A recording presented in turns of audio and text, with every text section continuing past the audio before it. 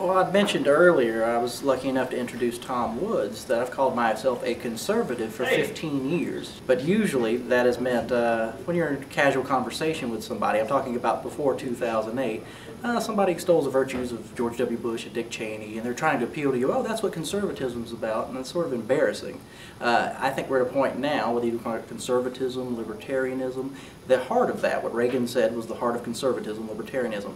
A serious decentralization of government, limiting government, constitutional government. I'm not talking about the rhetoric where you say it and you win elections. I'm talking about people who really believe in it.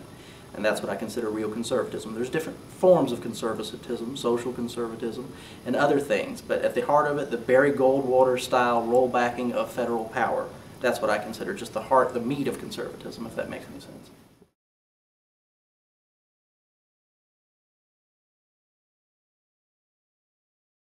It is the dividing line for the mainstream conservative movement right now, the mainstream right. If you talk to most people and you say, well, I think we should not have been in Iraq, should come home now, and on top of it get out of Afghanistan, well, you must be a liberal.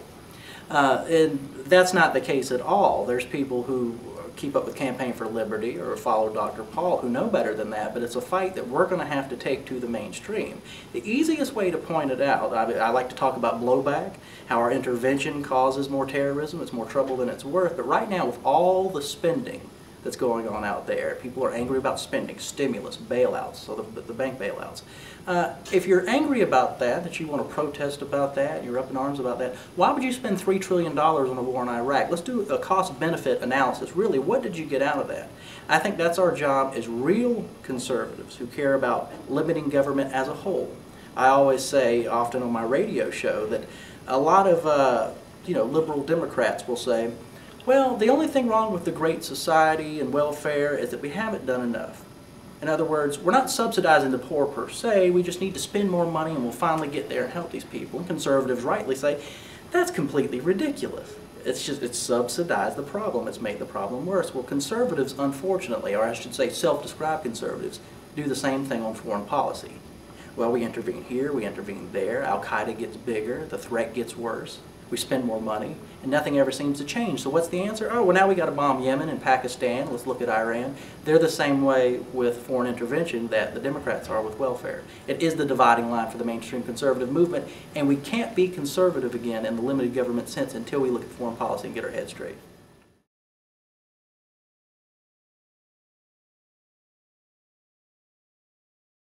Well, it's encouraging. I'm 35 years old. It's the most encouraging thing I've seen in my entire life of observing politics, just because people en masse are ticked off. They're really angry. And you could say, well, it's just because it's President Obama, and I have, that's absolutely true that that's what triggered it. But a lot of people working in talk radio, talking to these people, attending the Tea Party, speaking, if you go back and say, well, George W. Bush shouldn't have expanded Medicare, shouldn't have No Child Left Behind, they'll say, that's absolutely right. And I like to make the point, going back to the foreign policy example, well, what allowed him to get away with that? What allowed Republicans to spend so much money? When Jack Hunter would say in 2004 and 5 and 6, George W. Bush is awful, he's not conservative. What made them call me a liberal Democrat? Because that's what I was called. Support for the Iraq War. So if you want to listen to somebody like Sarah Palin now, who's seen as the de facto leader of the Tea Parties by a lot of people, which I don't think is necessarily a good thing, but that's what it is. That's what the media perceives it as being. And she's saying things like, well, maybe Barack Obama could play the war card by going to war with Iran, and that could boost his popularity. Oh, so what you're saying is you want to go back to the George W. Bush years. Well, nobody's going to be mad about stimulus and bailouts and big spending anymore, so long as they've toughened up, to use her phrase, on foreign policy. A, how's that conservative? B, what did that get you the first time? So the Tea Partiers, there's a lot to work with there if they have the right leadership. And that's, I think, our role. That's our job.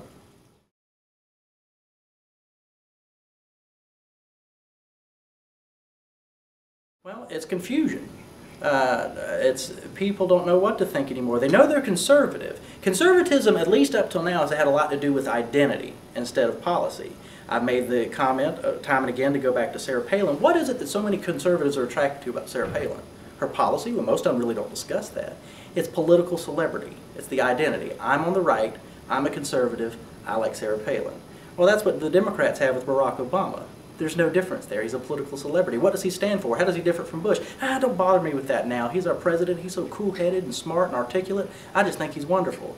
Well, that's what many conservatives are doing with Palin. That's what you're seeing out here in the halls of CPAC. I've seen draft Dick Cheney. Really? You think that's a good idea? Sarah Palin, that's a leader? We need to get back to talking about policy and principle again, and that's the big problem with conservatives. It's too much about identity. You know, Rush Limbaugh, who I used to admire when I was 17, 18 years old, used to say, the problem with these liberals is they have style over substance. He would say that all the time. What's Sarah Palin? You see what I'm saying? We need to talk about policy again. How are we going to limit government? The Constitution, are we going to take it seriously or just use it during election time to garner votes and not do anything about it? Let's talk about ending the Fed. Things like that. It needs to be more about policy.